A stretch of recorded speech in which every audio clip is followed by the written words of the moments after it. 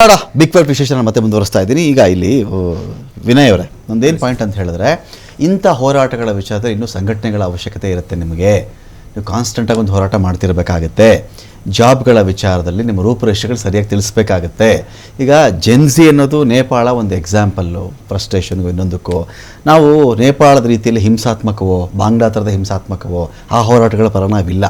ರಚನಾತ್ಮಕವಾಗಿ ಇದು ರಾಜಧಾನಿಯ ಮಟ್ಟದಲ್ಲಿ, ಬೆಂಗಳೂರು ಮಟ್ಟದಲ್ಲಿ ಹಂತವಾಗಿ ನೀವು ಹೋರಾಡಬಹುದಾ ಅಂತ. ಫಸ್ಟ್ ಆಫ್ ಆಲ್ ಈ ಥರ ನೀವು ಹೋರಾಡಿ ಆಮೇಲೆ ನಾವು ನಿಮ್ಗೆ ಜಾಬ್ ಕೊಡ್ತೀವಿ ಅಂತ ಹೇಳೋಕ್ಕೆಲ್ಲ ಸರ್ಕಾರಗಳಿರೋದು. ನೀವು ಹೋರಾಡಬೇಕು, ಜೋರಾಗಿ ನೀವು ಕಿರ್ಚಬೇಕು, ಕಿರ್ಚಿದ ಮೇಲೆ ನಿಮಗೆ ಕೊಡಬೇಕು ಅನ್ನೋದಲ್ಲ. ಒಂದು ಸರ್ಕಾರ ಮೂಲಭೂತವಾಗಿ ರಚನೆ ಆಗಿರೋದು ಆ ಉದ್ದೇಶಕ್ಕಲ್ಲ. ಜನತೆ ಆಶೋತ್ತರ ನೋಡೋಕ್ಕೆ ಅಂತಲೇ ಎಲ್ಲ ಜನ ಬಂದು ವಿಧಾನಸೌಧದಲ್ಲಿ ಕೂತ್ಕೊಳ್ಳೋಕ್ಕಾಗಲ್ಲ ಅಂತ ಅಷ್ಟು ಜನದಿಂದ ಒಬ್ಬ ಪ್ರತಿನಿಧಿ ಇದು ಬಂದೇ ಅಲ್ಲಿ ಕೂತಿರ್ತಾರೆ ಅಷ್ಟೇ. ಅವ್ರ ಕೆಲಸ ಅಷ್ಟೇ. ಬಟ್ ಅದು ಬಿಟ್ಬಿಟ್ಟು ಇನ್ನೆಲ್ಲ ಮಾಡ್ತಿರ್ತಾರೆ ಅವರು ಅಂತ. ಸರ್, ನಾನು ಒಂದು ಕೆಲವು ನೀವು ಹೇಳಿದ ಪಾಯಿಂಟ್ನು ಕವರ್ ಮಾಡ್ತಾ ಕೆಲವು ವಿಷಯಗಳನ್ನ ಹೇಳಬೇಕು ಅನ್ಸುತ್ತೆ. ನಮ್ಮ ಸ್ನೇಹಿತರು ಕೇಂದ್ರ ಸರ್ಕಾರದ ಯಾವುದೋ ಮಾತಾಡ್ತಾ ಇಲ್ಲ ಅಂತೆಲ್ಲ ಹೇಳ್ತಾ ಇದ್ರು. 2019ನೇ ಇಸ್ವಿನಲ್ಲಿ ನಾವೊಂದು ಮೂವ್ಮೆಂಟ್ ತಗೊಂಡ್ವಿ ಡೆಲ್ಲಿನಲ್ಲಿ. ನಮ್ಮ AIDYO ಯೂತ್ ಆರ್ಗನೈಸೇಷನ್ ಇಂದ ಎಲ್ಲರೂ ಡೆಲ್ಲಿಗೆ ಸೇರೋದು ಅಂತ. ಅವತ್ತಿಗೂ ಇಲ್ಲಿ ಕಾಂಗ್ರೆಸ್ ಸರ್ಕಾರ ಇವತ್ತೇನು ಬಳಸ್ತಾ ಇದೆ, ಏನೋ ದೊಡ್ಡದಾಗ ಹೋಗುತ್ತೆ ಅದಕ್ಕೆ ನಾವು ಪರ್ಮಿಷನ್ ಕೊಡಲ್ಲ ಅಂತ ಅವತ್ತಿಗೂ ಅಲ್ಲ ಅದನ್ನೇ ಬಳಸಿದ್ರು. But we went ahead. ಸರ್ಕಾರ ಕೊನೆಗೆ ನಾವು ಇನ್ನು ರ್ಯಾಲಿ ಶುರು ಮಾಡ್ತೀವಿ ಅನ್ನೋವಾಗ ಆಯ್ತು ನಾವು ಪ್ರೊಟೆಕ್ಷನ್ ಕೊಡ್ತೀವಿ ಅಂತ ನಮ್ ಜೊತೆಗೆ ಬಂದ್ರು. ಇವತ್ತು ಅಲ್ಲಿ ಬಿಜೆಪಿ ಏನ್ ಮಾಡ್ತೋ ಸೇಮ್ ಇವತ್ತು ಇಲ್ಲಿ ಕಾಂಗ್ರೆಸ್ ಅದೇ ಮಾಡ್ತಾ ಇದೆ. ಮತ್ತೆ ವ್ಯಾಪಮ್ ಸ್ಕ್ಯಾಮ್ ಹೇಳಿದ್ರು, ತುಂಬಾ ಒಳ್ಳೇದಾಯ್ತು ಅವ್ರು ಜ್ಞಾಪಿಸಿದ್ದು. ಅಲ್ಲೂ ಕೂಡ ನಮ್ಮ ಯೂತ್ ಆರ್ಗನೈಸೇಷನ್ ಇಂದ ನಾವು ಹೋರಾಟನ ಕೈಗೆತ್ಕೊಂಡ್ವಿ.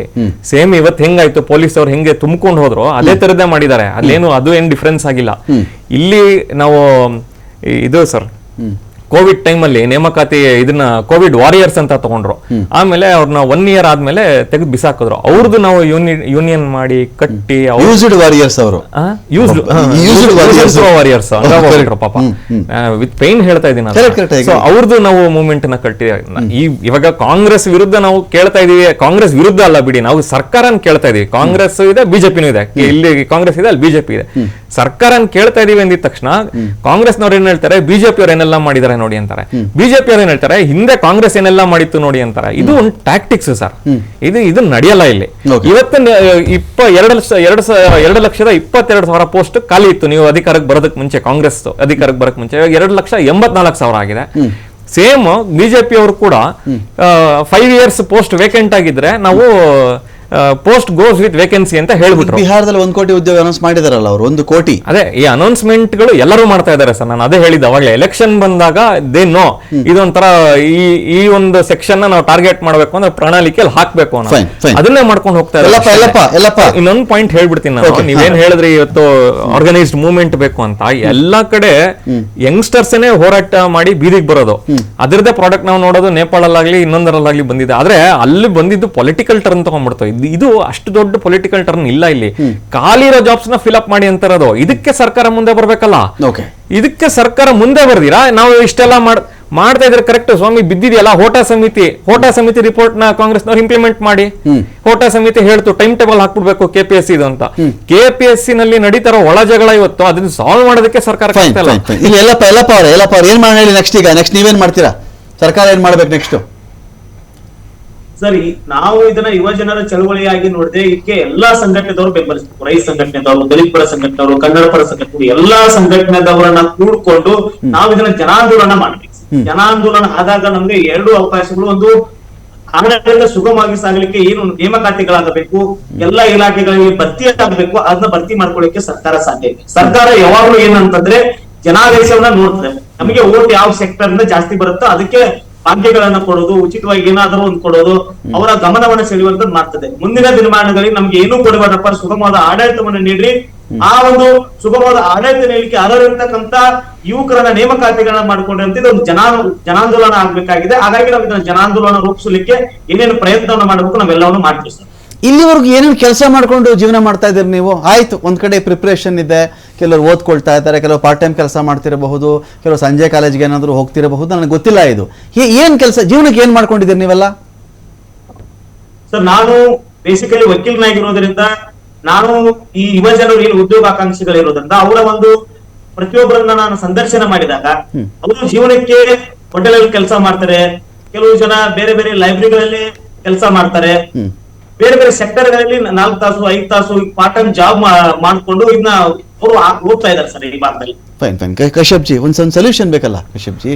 ನೋಡಿ, ಈ ಈ ವಿದ್ಯಾರ್ಥಿಗಳದ್ದು ಬಿಡಿ, ಬಿಜೆಪಿ ಕಾಂಗ್ರೆಸ್ ಅಂತ ನಾನು ಕೇಳ್ತಿಲ್ಲ, ಒಂದೊಂದು ಸೊಲ್ಯೂಷನ್ ವಿಚಾರದ ಕೇಳ್ತಾ ಇದ್ದೀನಿ ಅಷ್ಟೇ. ಸೊಲ್ಯೂಷನ್ನು ನಮ್ಮ ಸರ್ಕಾರ ರೆಕ್ರೂಟ್ಮೆಂಟ್ನ ಸ್ಟಾರ್ಟ್ ಮಾಡಿದೆ. ನಾವೇನು ಸ್ಟಾರ್ಟೇ ಮಾಡಿಲ್ಲ ಅಂತಲ್ಲ ಹೇಳೋಕ್ಕೆ ನಾನು ಅಕ್ಸೆಪ್ಟ್ ಮಾಡೋಕ್ಕಾಗಲ್ಲ. We have started. ನಾವು ಏನು ವಾಗ್ದಾನ ನೀಡಿದ್ವಿ, CM, ನಮ್ಮ KPCC ಪ್ರೆಸಿಡೆಂಟ್ DCM ಸಾಹೇಬರು, ರಾಹುಲ್ ಗಾಂಧಿ ಅವರು ಏನು ಮಾತು ಕೊಟ್ಟಿದ್ವೋ ಅದನ್ನ ನಾವು ಫುಲ್ಫಿಲ್ ಮಾಡೇ ಮಾಡ್ತೀವಿ. 5 ವರ್ಷ ಎಕ್ಸಂಪ್ಷನ್ ಕೊಡಿ. ಎಕ್ಸಂಪ್ಷನ್ ಅಲ್ಲ, we have started the process. Okay, we will deliver what we have promised. ನಾವ್ ಏನ್ ವಾಗ್ದಾನ ನೀಡಿದ್ವಿ ಆ ನಿಟ್ಟಿನಲ್ಲಿ ನಮ್ಮ ಸರ್ಕಾರ ಕೆಲಸ ಮಾಡ್ತಿದೆ. ನಮ್ಮ ಮುಂದಿನ ದಿನಗಳಲ್ಲಿ ಖಾಲಿ ಹುದ್ದೆಗಳನ್ನ ನಮ್ಮ ಸರ್ಕಾರದಲ್ಲಿ ವಿವಿಧ ಹಂತಗಳಲ್ಲಿ ಯಾವ ಖಾಲಿ ಹುದ್ದೆ ಇದೆ ಅದನ್ನ ನಾವು ಭರ್ತಿ ಮಾಡಕ್ಕೆ ಇವ್ರದ್ದು ಏನಿದೆ ಒಂದು ರಿಕ್ವೆಸ್ಟ್ ನಾವು CM ಮುಂದಿನ ದಿನಗಳಲ್ಲಿ ನಾಳೆ ನಾಡಿದ್ದು ಕರೆದಿ ಮಾತಾಡ್ತಾರೆ ಅಂತ ನಮ್ಗೆ ಆಶಾಭಾವ ಇದೆ. ನಾವು ಮಾತಾಡ್ತೀವಿ. ಇವ್ರದ್ದು ಏನ್ ರಿಕ್ವೆಸ್ಟ್ ಇದೆ ಅದನ್ನ ಮುಂದಿನ ದಿನಗಳಲ್ಲಿ ಸರ್ಕಾರ ಕೇಳುತ್ತೆ. ಅದ್ರಲ್ಲಿ 2 ಮಾತಿದೆ. ಥ್ಯಾಂಕ್ ಯು ಕಶ್ಯಪ್ ಅವರೇ, ಥ್ಯಾಂಕ್ ಯು ವಿನಯ್ ಸಾರಥಿ ಅವರೇ, ಥ್ಯಾಂಕ್ ಯು ಕಲಾವತಿ ಅವರೇ, ಥ್ಯಾಂಕ್ ಯು. KPS ಮ್ಯಾಗ್ನೆಟ್ ಶಾಲೆಗಳನ್ನ ತಂದು ಗವರ್ಮೆಂಟ್ ಸ್ಕೂಲ್ ನಲ್ಲಿ ರೆಕ್ರೂಟ್ಮೆಂಟ್ ಆಗಬೇಕಾಗಿರೋದೇನು ಇವಾಗ ಪೂರ್ತಿ ನಾಶ ಮಾಡ್ಬಿಡ್ತಾರೆ. ಇದೇ ಕಾಂಗ್ರೆಸ್ ಗವರ್ಮೆಂಟೇನೆ.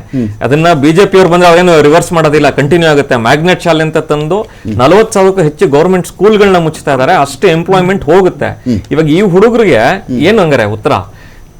ಗೆಸ್ಟ್ ಟೀಚರ್ಸ್ ಅಂತ ತಗೊಂಡ್ರು, that is also problem. Permanent employment ಇಲ್ಲ. ಇಲ್ಲಿ ಕಾಂಗ್ರೆಸ್ ಬಿಜೆಪಿ ಅಂತ ಅಲ್ಲ ಸರ್, ನಮ್ಗೆ ಎರಡೂ ಕೂಡ ನಮ್ಮ ಇವ್ರು ಹೇಳ್ದಂಗೆನೆ ಒಂದೇ ನಾಣ್ಯದ 2 ಮುಖ. ಇಲ್ಲಿ ಕಷ್ಟದಲ್ಲಿರೋರ್ನ ಗುರುತಿಸ್ಬೇಕು, ಅದು point. Fine, thank you Yallappa Hegde ಅವರೇ. ಈ ಒಂದು ಹೋರಾಟಗಳಿಗೆ ಫಸ್ಟ್ ಜಯ ಸಿಗಲಿ. ಯಾರೆಲ್ಲ ಉದ್ಯೋಗಾಂಕ್ಷಿಗಳಿದ್ದೀರಿ, ಉದ್ಯೋಗ ನಿಮಗೆಲ್ಲರಿಗೂ ಸಿಗುವಂತಾಗಲಿ.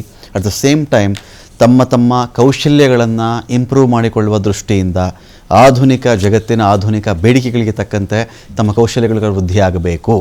ಒಂದನ್ನೇ ನಂಬ್ಕೊಂಡಿರಬೇಡಿ. ನೀವು ಒಂದನ್ನೇ ನಂಬ್ಕೊಂಡಿದ್ರೆ ಬಹಳ ಕಷ್ಟ ಆಗಿಬಿಡುತ್ತೆ ನಿಮಗೆ. ಇದಲ್ಲದೆ ಇನ್ನೇನೋ ಪ್ರೈವೇಟಾಗಿ ಏನಾದರೂ ಮಾಡಬಹುದಾ, ಒಂದಷ್ಟು ಜನ ಸೇರ್ಕೊಂಡು ಏನಾದರೂ ಬಿಸ್ನೆಸ್ ಥರ ಮಾಡಬಹುದಾ, ಯಾವ್ದಾದ್ರು ಲೋನ್ಗೆ ಅಪ್ಲೈ ಮಾಡ್ಕೊಳ್ಬಹುದಾ, ಈ ಕಡೆಗೂ ನಿಮಗೆ ಗಮನ ಇರಲಿ. ಸರ್ಕಾರಿ ಕೆಲಸ ಸಿಗ್ತಾ ನಿಮಗೆ ಅದು ಬೋನಸ್ ಆಗಿರಲಿ. ಇದನ್ನೇ ನಂಬ್ಕೊಂಡಿದ್ರೆ ಅದು ಬಹಳ ಕಷ್ಟ ಆಗಿಬಿಡುತ್ತೆ ತಮಗೆ. ಈ ದೃಷ್ಟಿಯಿಂದ ಹೋರಾಟ ಜಾರಿಯಲ್ಲಿರಲಿ. ನಿಮ್ಮಂಥ ಹೋರಾಟಗಳಿಗೆ ನಮ್ಮ ಸಹಕಾರ ಯಾವತ್ತೂ ಇರುತ್ತೆ ಅಂತ ಹೇಳ್ತಾ ಡಿಬೇಟ್ ಮುಗಿಸ್ತಾ ಇದ್ದೀನಿ. ನಮಸ್ಕಾರ.